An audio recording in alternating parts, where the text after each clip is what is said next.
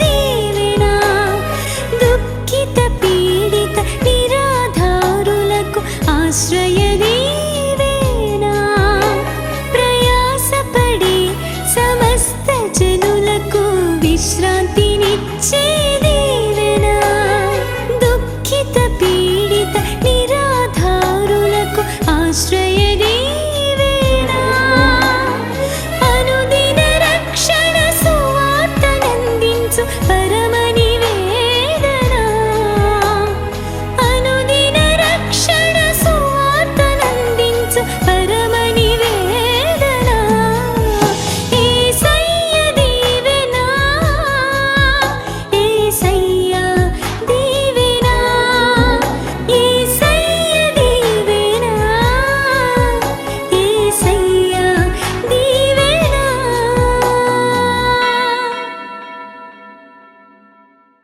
గడిచిన ఆదివారం నేను ఏం చెప్పానో చెప్పగలరా? దేవుడు ఆలకించిన ప్రార్థనలు.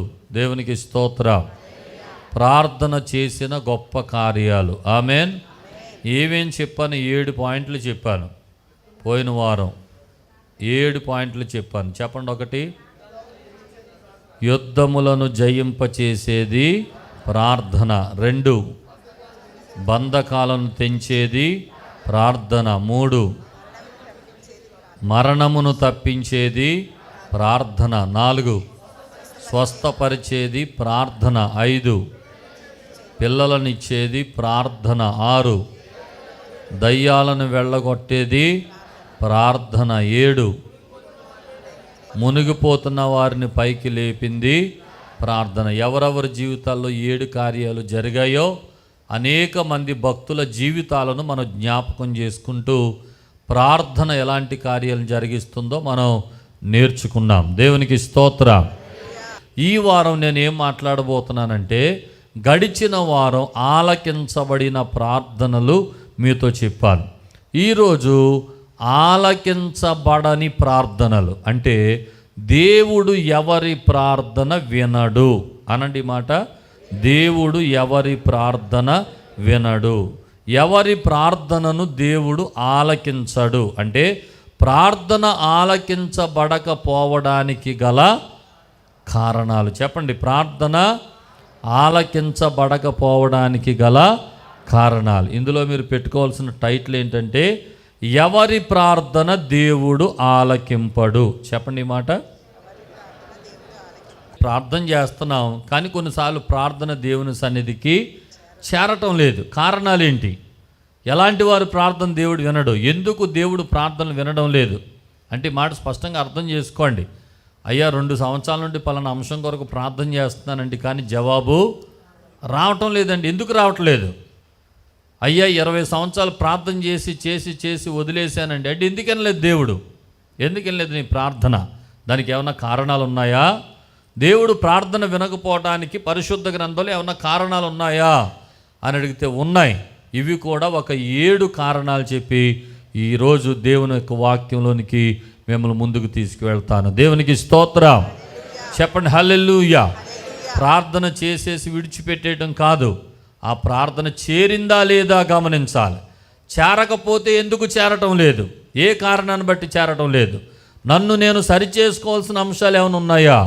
నా జీవితంలో నేను ఎక్కడైనా పొరపాట్లు, తప్పిదాలు, దేవునికి విరోధమైన కార్యాలు ఏమైనా చేస్తున్నానా? ఎక్కడ నా ప్రార్థన ఆలకించబడకపోవడానికి కారణాలు ఏంటి? కొన్ని విషయాలు మనం గమనిద్దాం. 7 పాయింట్లు చెప్తున్నప్పుడు ఎక్కడైనా ఆ పాయింట్ మీకు తగులుతుంటే ఆ ఒక్క కారణమే మీ ప్రార్థన దేవుని దగ్గరికి చేరకపోవడానికి కారణాలేమో సరిచేసుకుందాం. ఆలకించబడే ప్రార్థనలు చేద్దాం. హల్లెలూయా. మొదటి మాట 66వ కీర్తన 18వ వచనం. నా హృదయములో నేను పాపమును లక్ష్యము చేసిన ఎడల ప్రభువు నా మనవి వినకపోవును. మరలా చదవండి గట్టిగా.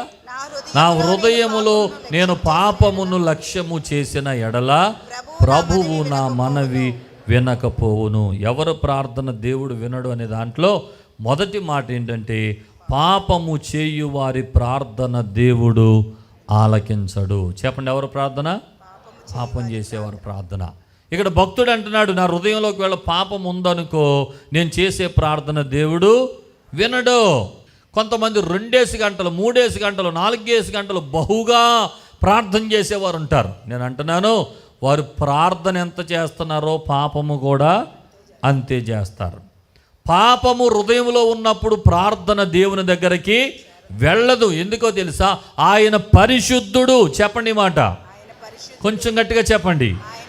పరిశుద్ధుడు దగ్గరికి నీ ప్రార్థన వెళ్ళాలంటే ఏ హృదయంతో ప్రార్థన చేయాలి? పరిశుద్ధమైన హృదయంతో ప్రార్థన చేయాలి. పవిత్రమైన జీవితంతో ప్రార్థన చేయాలి. పవిత్రుడిగా ప్రభు దగ్గరికి రావాలి. పరిశుద్ధంగా ప్రభు దగ్గరికి రావాలి.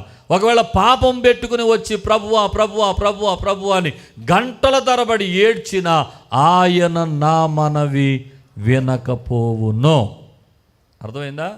కనుక ఎవరైనా పాపం చేస్తూ ప్రార్థన చేస్తున్నారేమో విరమించుకోండి. ప్రార్థన మానేయండి, వెళ్దో టైం వేస్ట్. అలాగని ప్రార్థన మానేసి పాపంలోనే ఉండకండి. నేను చెప్పే మాట ఏంటంటే పాపం విడిచిపెట్టండి. పాపాన్ని విడిచిపెట్టి ప్రార్థన చేయండి, దేవుడు ప్రత్యక్షమవుతాడు. పాపాన్ని విడిచిపెట్టి ప్రభు దగ్గరికి రండి, ప్రభు కార్యాలు చేస్తాడు. ఆమెన్ చెప్పండి హల్లెలూయా. మనందరికీ తెలిసిన ఒక మాట దీన్ని సపోర్ట్ చేస్తే యెషయా గ్రంథం 59వ అధ్యాయం 1-2 వచనాలు. రక్షింపనేరకుండునట్లు యెహోవా హస్తము కొరచవలేదు, విననేరకుండునట్లు ఆయన చెవులు మందము కాలేదు. మీ దోషాలు దేవునికి అది ఎందుకు ప్రార్థన ఆలకించబట్టలేదంటే మీ దోషాలు దేవునికి మీకు మధ్య ఎలా వచ్చేసాయి? అడ్డంగా వచ్చేసాయి. ఆ తర్వాత మాట మీ పాపములు ఆయన ముఖమును మీకు మరుగుపరిచెను కనుక ఆయన ఆలకింపకున్నాడు. మీ పాపాలు దేవునికి అడ్డుగా వచ్చేసాయి, మరుగుపరిచేసాయి, ఆయన ముఖాన్ని చూడలేకుండా చేసేస్తున్నాయి. అందుకని మీ ప్రార్థన ఆయన ఆలకింపుకున్నాడు. అర్థమైందా? అందుకనే మొదట ప్రార్థన చేసే ముందు అడ్డుగోడలు తొలగించాలి. ఏం అడ్డుగోడలు? పాపపు అడ్డుగోడలు. ఆమేన్. మీ దోషాలని అడ్డుగోడలు అవి మొదట తొలగించండి. దేవుని సన్నిధిలో విజ్ఞాపన చేయండి, కడుక్కోండి, పాపములన్నీ పవిత్రపరచుకోండి, దేవుని సన్నిధిలో అడగండి, దేవుడు క్షమిస్తాడు. స్తోత్రం కలుగునుగాక. మీ పాపములు క్షమించబడిన వారై పరిశుద్ధమైన జీవితంతో ప్రార్థన చేయండి, దేవుడు తప్పక మన ప్రార్థన ఆలకిస్తాడు. ఇక్కడ ఒక చిన్న అనుమానం ఏంటంటే పాపులు ప్రార్థన దేవుడు వినడండి అని అంటే, పాపులుగా ఉన్నవారు ప్రార్థన దేవుడు వింటాడు, కానీ పాపములో నుండి పరిశుద్ధతలోనికి వచ్చేసిన తర్వాత మరలా పాపములో పడిపోయినోడు ప్రార్థన మాత్రం దేవుడు వినడం. నువ్వు అసలు రాకుండా మొదటి నుండి పాపంలోనే ఉండిపోయి ప్రభువా అని ప్రభు దగ్గరికి వస్తే నీ ప్రార్థన ఆలకించి ఆయన నిన్ను రక్షిస్తాడు. కానీ నువ్వు ఒక్కసారి రక్షణ పొందిన తర్వాత, బాప్తీసం పొందిన తర్వాత, నువ్వు పరిశుద్ధుడిగా పవిత్రురాలుగా జీవించడం ప్రారంభించిన తర్వాత మరలా మరలా మరలా మరలా మరలా పాపం చేస్తుంటే ఆ పాపములతో చేసే ప్రార్థన మాత్రం దేవుడు అంగీకరించాడు. స్తోత్రం చెప్పండి, గట్టిగా చెప్పండి హల్లెలూయా. కాబట్టి యోహాను సువార్త 9వ అధ్యాయం 31వ వచనంలో కూడా చాలా స్పష్టంగా రాయబడిన మాట, దేవుడు పాపుల మనవి ఆలకింపడు. చెప్పండి మాట, దేవుడు పాపుల మనవి ఆలకింపడని ఎరుగుదుము. చదవండి ఒకసారి, ఫస్ట్ లైన్ చదవండి. దేవుడు పాపుల మనవి ఆలకింపడని. అంతే అర్థమవుతుందా? కనుక ఈ రోజున ఎవరైనా ఇంకా దేవునికి విరోధమైన పాపాలు చేస్తూ, దోషాలు చేస్తూ, తప్పిదాలు చేస్తూ, దేవునికి వ్యతిరేకమైన క్రియలు చేస్తూ, ఒక పక్కన ప్రార్థనే పాపం పాపమే అన్నట్లుగా జీవిస్తుంటే ఎన్ని గంటలు ప్రార్థన చేసినా ప్రార్థన అంతా కూడా వ్యర్థమే. మొదట పాపాలు విడిచిపెట్టండి, మొదట దోషాలు విడిచిపెట్టండి, అపవిత్రత విడిచిపెట్టండి. మీ నోటి మాటల నుండి వచ్చే అపవిత్రత, నోటి మాటల నుండి వచ్చే తప్పిదాలు, నోటి మాటల నుండి వచ్చే క్రియలు, చేసే పనులు అన్నీ పవిత్రంగా మార్చుకోండి. పరిశుద్ధంగా చిన్న ప్రార్థన చేసినా సరే ప్రభు ఆలకించేస్తాడు. స్తోత్రం చెప్పండి. అపవిత్రంగా దీర్ఘ ప్రార్థన చేసిన దేవుడు వినడు, పవిత్రతతో చిన్న ప్రార్థన చేసిన దేవుడు ఆలకిస్తాడు. హల్లెలూయా. కనుక మొదట పవిత్రపరచుకోండి, పరిశుద్ధపరచుకోండి. ఇంకా ఎక్కడ ఏ తప్పులు దోషాలు లేకుండా దేవుని పాదాలు పట్టుకొని అడిగి క్షమాపణ పొందుకొని పవిత్రమైన జీవితంతో ప్రార్థన చేయండి. అప్పుడు దేవుడు మన ప్రార్థన ఆలకిస్తాడు. దేవునికి స్తోత్రం. నా హృదయంలో నేను పాపమును లక్ష్యము చేసినడలా ప్రభువు నా మనవి వినకపోవును. మొదటి మాట, పాపము చేయువారి ప్రార్థన దేవుడు వినడు, ఆలకించడు. రాసుకున్నారా? ఎవరండి చెప్పండి, మొదట ఎవరు ప్రార్థన వినడు? పాపము చేయువారి ప్రార్థన దేవుడు ఆలకించడు. రెండవ మాట, వాక్యము వినని వారి ప్రార్థన దేవుడు ఆలకించడు. రెండవ మాట, వాక్యము వినని వారి ప్రార్థన దేవుడు ఆలకించడు. చెప్పండి మాట. సామెతలు 28వ అధ్యాయం 9వ వచనం చదువుదాం. ధర్మశాస్త్రము వినబడకుండా చెవుని తొలగించుకొని వాని ప్రార్థన హేయము. దేవుని వాక్యం బోధించబడుతుంటే, దేవుని ఆజ్ఞలు ప్రకటించబడుతుంటే, ధర్మశాస్త్రం బోధించబడుతుంటే వాక్యము వినకుండా చెవిని తొలగించుకొని వాడు చేసే ప్రార్థన దేవుని దృష్టికి హేయమైనది. అర్థమైందా? కొంతమంది వాక్యం వినరు. టీవీలో వాక్యం వస్తుంటే వేరే ఛానల్ చూస్తారు, వాక్యం వినరు. బోళ్ళని క్రైస్తవ ఛానల్స్లో దేవుడు గొప్ప గొప్ప భక్తులను తీసుకొచ్చి గొప్ప గొప్ప మాటల చేత బలపరుస్తుంటే నువ్వు వేరే ఛానల్ పెట్టుకుని చెవి తొలగించేస్తావు, పక్కకి చెవి తొలగించేస్తావు. నీకు వేరే విషయాలు కావాలన్నీ, దైవ సంబంధమైన విషయాలు, ఆత్మ సంబంధమైన విషయాలు పనికిరావు. అలాగ పనికిరాని వాటిగా పెడ చెవిని పెడితే నువ్వు ప్రార్థన చేసినప్పుడు దేవుడు కూడా వినడట. అక్కడ వరకు ఎందుకు, గుడిలో కూర్చుని వాక్యం వినరు కొంతమంది. ఎందుకు వచ్చావరా అంటే, మా తాతల కాలం నుండి క్రైస్తవులం, గుడికి రావాలి కాబట్టి వచ్చాం, పాస్టర్ గారు కనపడాలో ఒక అటెండెన్స్ చేయించుకుంటే అయిపోద్ది, వచ్చాం. అసలు వచ్చాడు ఏం విన్నాడరా అంటే ఏం తెలియదు, ఎందుకు కూర్చున్నాడో తెలియదు. కొంతమందికి విశ్రాంతి స్థలం ఎదురా అని అడిగితే చెప్పండి, వచ్చినప్పుడు తెరిచేస్తారు నోరు. మళ్ళీ ప్రసంగం, దేవుడి వాక్యం దీవించును గాక ఆమేన్, అప్పుడు మోస్తాడు. అదే వెళ్ళే వరకు నిద్ర. వాక్యం వినరు. వాక్యాన్ని పెడ చెవిని పెట్టిన వాని ప్రార్థన దేవుడు వినడు. ఎందుకో తెలుసా? ఆది యందు వాక్యం ఉండిన, వాక్యము దేవుని యొద్ద ఉండిన, వాక్యమే దేవుడై ఉన్నాడు. వాక్యాన్ని ప్రకటిస్తుంటే నీ గుండెల్లోకి వెళ్ళేది దేవుడు, నీ హృదయంలోకి వెళ్ళేది దేవుడు. ఆ పరిశుద్ధాత్ముడు నీలో ప్రవేశిస్తున్నాడు, ఆయన కార్యాలు జరిగిస్తున్నాడు. స్తోత్రం కలుగునుగాక. ఆయన్ని లోపలికి పంపకుండా ఏం ప్రార్థన చేస్తావు తల్లి? ఆ వాక్యాన్ని లోపలికి పంపకుండా ఏం ప్రార్థన చేస్తావు నాయన? నీ ప్రార్థన దేవుడు వినడు. వాక్యం లోపలికి వెళ్ళాలి, దేవుని వాక్యం లోపలికి వెళ్ళాలి. మనందరం తెలుసు కదా, 1వ కీర్తన, దుష్టుల ఆలోచన చొప్పున నడువక, పాపుల మార్గమున నిలువక, అపహాసకులు కూర్చుండ చోటున కూర్చుండగా, యెహోవా ధర్మశాస్త్రమునందు ఆనందించుచు దివారాత్రములో దానిని ధ్యానించేవాడు ధన్యుడతడు. నీటి కాలువల యోరను నాటబడినదై ఆకు వాడక తన కాలమందు ఫలమిచ్చే. వాక్యాన్ని దివారాత్రులు ధ్యానించేవాడు, చదివేవాడు, వినేవాడు, గుండెల్లో చేర్చుకునేవాడు తగిన కాలమందు ఫలాలిచ్చు చెట్టులాగా ఉంటాడట, పచ్చగా వికసిస్తాడట. హల్లెలూయా. ఎందుకంటే అతను మనవి దేవుడు ఆలకిస్తాడు. వాక్యాన్ని వినేవారు మనవిని దేవుడు ఆలకిస్తాడు. ఒక్క మాట చూడండి, జకరియా గ్రంథకర్త రాసిన మాట 7వ అధ్యాయం 11 నుండి 13 వచనాలు. అయితే వారు ఆలకింపనొల్లక మూర్ఖులై వినకుండా చెవులు మూసుకున్నారట.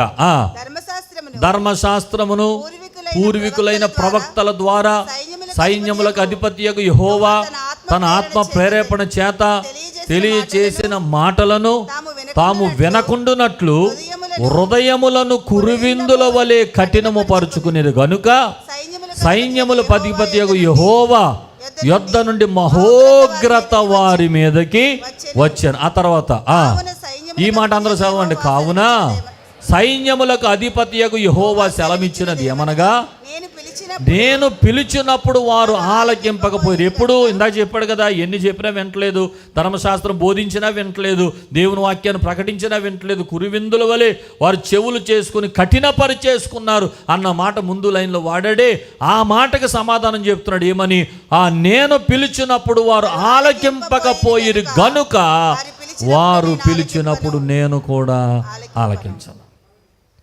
దేవుని వాక్యం నిన్ను పిలిచేది, దేవుని వాక్యం నీతో మాట్లాడేది, దేవుని వాక్యం నిన్ను బలపరిచేది, దేవుని వాక్యం నిన్ను సరిచేసేది. కనుక వాక్యము చేత దేవుడు నిన్ను పిలుస్తున్నప్పుడు నీ చెవులు మూసుకుంటే నువ్వు ప్రార్థన చేసినప్పుడు కూడా ఆయన చెవులు మూసేసుకుంటాడట.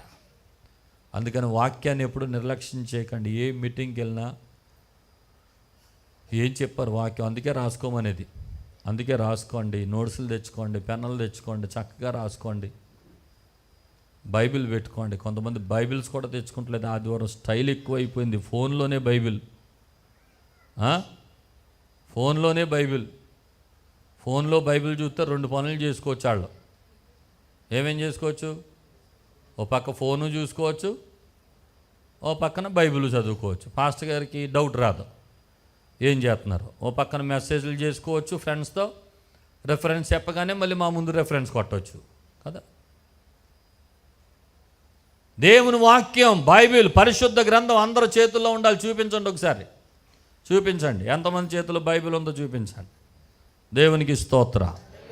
మోయగలిగిన సమయంలో నీవు బైబిల్ మోస్తే, నీవు బైబిల్ని మోయలేని సమయంలో బైబిల్ నిన్ను మోస్తుందన్నాడు దైవజనుడు. దేవునికి స్తోత్ర. చేతిలో బైబిల్ లేకుండా మందిరానికి ఏంటంటే బైబిల్ రావాలా, చేతిలో ఉండాలి వాక్యం. అది దేవుడు. ఆది యందు వాక్యం ఉండెను, వాక్యమే దేవుడు. స్తోత్రం చెప్పండి, హల్లెలూయా. చేతిలో పరిశుద్ధ గ్రంథాలు పట్టుకుని రావాలి మందిరానికి. ఆ వాక్యాన్ని శ్రద్ధగా వినాలి, చదవాలి, రాసుకోవాలి. నీ బయట నీది ఏ స్థితి అయినా కానీ మందిరంలోకి వచ్చేటప్పటికి యేసు పాదాల దగ్గరకు వచ్చావు. ఆయన పాదాల దగ్గరకు వచ్చినప్పుడు నేర్చుకునే మనసు ఉండాలి, రాసుకునే మనసు ఉండాలి, అధ్యయనం చేసే మనసు ఉండాలి, గుండెల్లో దేవుని వాక్యాన్ని పదిలిపరుచుకునే మనసు ఉండాలి. ఆమేన్. ఇక్కడ మనం అందరం ఆయన శిష్యులు. చెప్పండి, మనం అందరం ఆయన బోధిస్తాడు. మనం ఏం చేయాలి? నేర్చుకోవాలి, రాసుకోవాలి, వినాలి, గుండెల్లో చేర్చుకోవాలి. దేవునికి స్తోత్రం. కాబట్టి ధర్మశాస్త్రం వినబడకుండా చెవిని తొలగించుకుని వాని ప్రార్థన హేయమో. రెండో మాట చెప్పండి, వాక్యము వినని వారి ప్రార్థన దేవుడు ఆలకించడు. చెప్పండి, ఎవరు ప్రార్థన ఆలకించడు?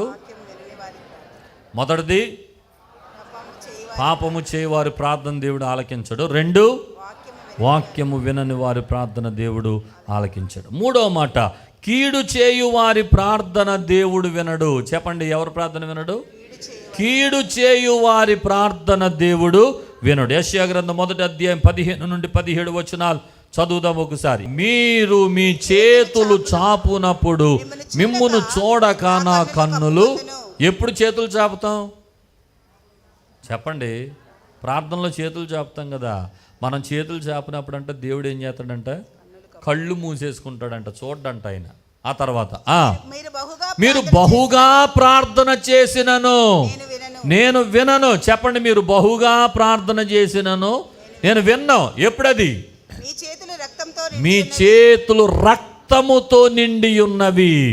మీరు కీడు చేసేవాళ్ళు, అవతల వాళ్ళని హాని చేసేవాళ్ళు, అవతల వాళ్ళని గాయపరిచేవాళ్ళు, మీరు అనేక మంది జీవితంలో రక్తాన్ని చూచేవాళ్ళు. మీ చేతులు రక్తముతో నిండి ఉన్నాయి, కీడుతో నిండి ఉన్నవి కనుక మీ ప్రార్థన బహుగా ప్రార్థన చేసినా నేను వినను. తర్వాత మాట, మిమ్మల్ని కడుక్కోండి, ముందు శుద్ధి చేసుకోండి, మీ దుష్క్రియలు నాకు కనబడకుండా వాటిని తొలగించుకోండి. మొదట కీడు చేయుట మానిడి, మేలు చేయ నేర్చుకొనిడి. చెప్పండి మాట, కీడు చేయుట మానుడి, మేలు చేయుట నేర్చుకున్నాడు. అందరూ అన్నాడు మరలా, అది మేలు చేయటం నేర్చుకోండి. ఒకవేళ ఎవరినైనా కీడు చేసి హింసించి గాయపరిచి వారి జీవితంలో వారు బాధపడుతుంటే ఒక ప్రక్కన సునకానందం కొంతమందికి.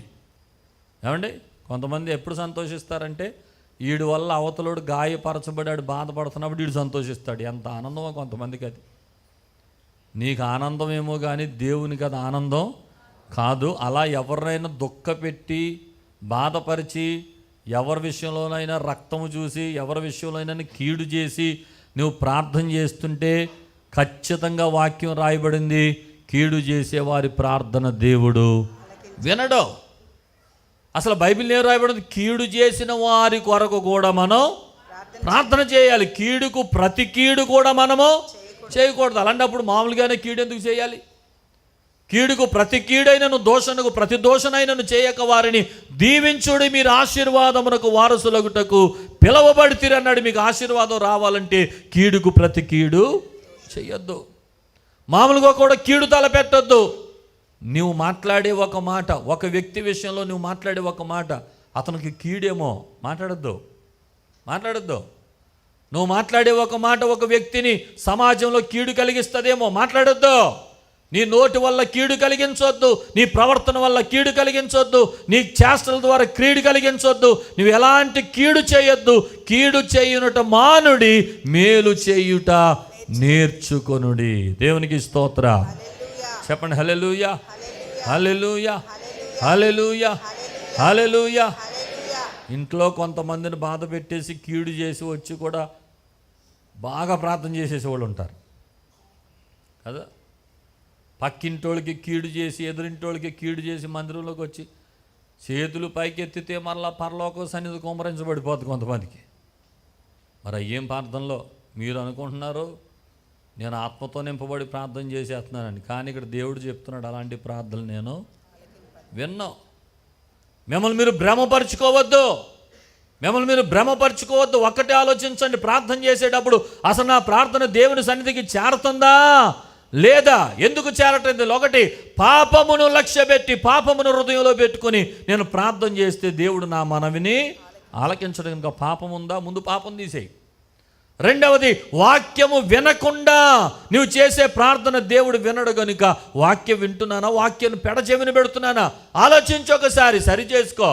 మూడవది, కీడు చేసే వారి ప్రార్థన దేవుడు వినడు గనుక కీడు చేస్తున్నావా, అందరికి మేలు చేస్తూ ప్రార్థన చేస్తున్నావా ఆలోచన చేయి. స్తోత్రం కలుగును గాక. చెప్పండి హల్లెలూయా. మరలా 3 మాటలు చెప్పండి. ఎవరెవరు ప్రార్థన దేవుడు వినడు?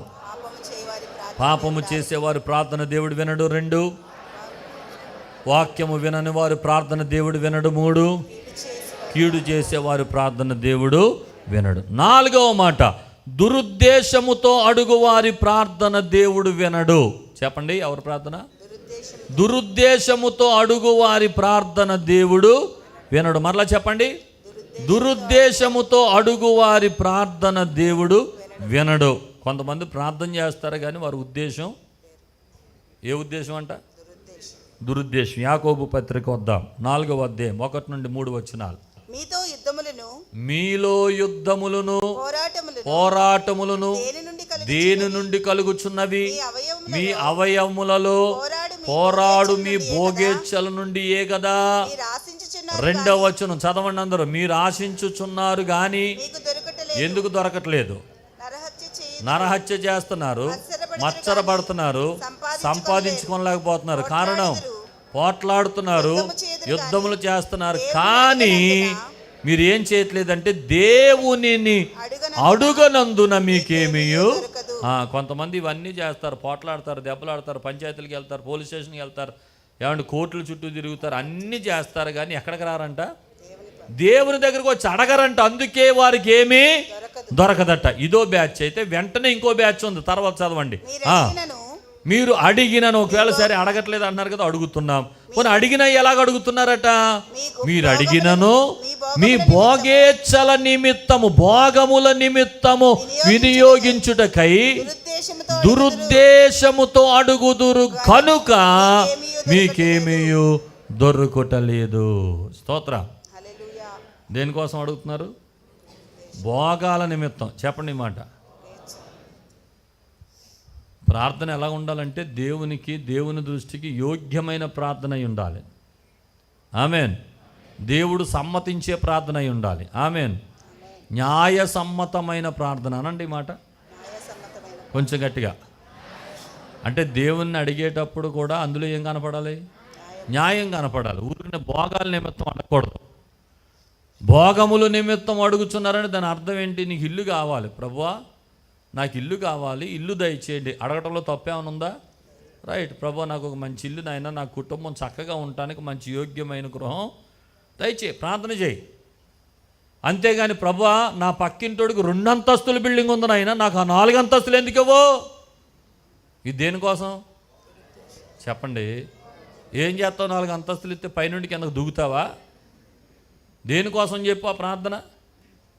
నీ పక్కోడికి ఉంది కాబట్టి నీకు కావాలి. భోగం కాకపోతే ఏంటది చెప్పండి? భోగం కాకపోతే ఏంటి? న్యాయసమ్మతమైన ప్రార్థనలు అయి ఉండాలి మన ప్రార్థన కూడా. ప్రభువా మా అబ్బాయి 10వ తరగతి 6 సార్లు ఫెయిల్ అయ్యాడు ప్రభువా, ఎలాగైనా కలెక్టర్ ఉద్యోగం ఉండదు ఆయన అంటే 10వ తరగతి కలెక్టర్ అవుతాడా? బిల్లు కలెక్టర్ కూడా అవడు. అర్థమైందా? 10వ తరగతి కలెక్టర్ పోస్ట్ అడగడం న్యాయం కాదు. న్యాయసమ్మతమైన ప్రార్థన అయి ఉండాలి. చెప్పండి ఎలాంటి ప్రార్థన? న్యాయసమ్మతమైన ప్రార్థన. గట్టిగా చెప్పండి ఎలాంటి ప్రార్థన? కొంచెం గట్టిగా చెప్పండి ఎలాగా?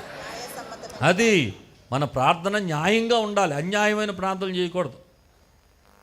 అన్యాయమైన ప్రార్థనలు చేయకూడదు. చేపల చెరువులు చాలామంది ఉన్నారు.